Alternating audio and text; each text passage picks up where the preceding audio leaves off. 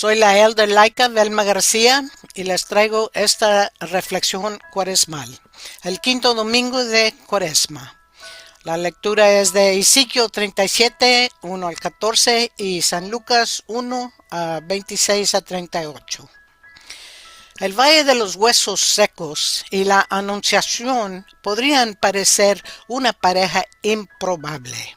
Una escena de desolación, la otra un momento de promesa divina susurrada en la vida de una joven. Sin embargo, juntos dicen una palabra que la comunidad de SM conoce bien. Dios da vida donde el mundo insiste en que la vida es imposible. Ezequiel se encuentra en un valle lleno de lo que solía ser sueños, comunidades, cuerpos, esperanzas. Dios le hace una pregunta que aún resuena en nuestros propios valles. ¿Pueden estos huesos sobrevivir?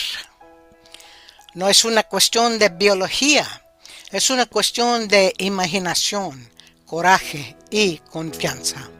Es una cuestión sobre si creemos que el Espíritu de Dios puede volver a respirar en lugares que se sienten exhaustos, fracturados o olvidados. Y entonces conocemos a María, una joven marginada en una tierra ocupada. Recibirá con un mensaje que desafía la lógica. Concebirás, el santo naciera en ti. Ella responde no con certeza, sino con valentía y apertura. Que sea conmigo según tu palabra. Entre Ezequiel y María escuchamos dos invitaciones. Habla con vida hacia lo que parece sin vida. Dice a un futuro que aún no ha tomado forma. Para ICM estos textos no recuerdan que la resurrección no es un solo evento, sino un patrón que Dios repite constantemente. Los huesos secos se convierten en un pueblo vivo. Una joven se convierte en portadora de la liberación.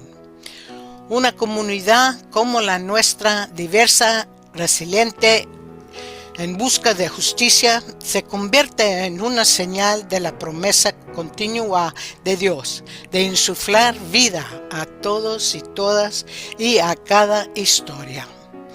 Al acercarnos a la Semana Santa, estamos con Ezequiel en el valle y con María en el momento de la Anunciación.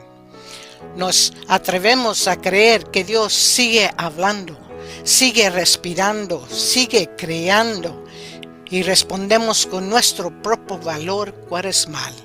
Espíritu sopla sobre nosotros, que sea con nosotros según tu palabra. Que así sea. Ashe, aho y amén.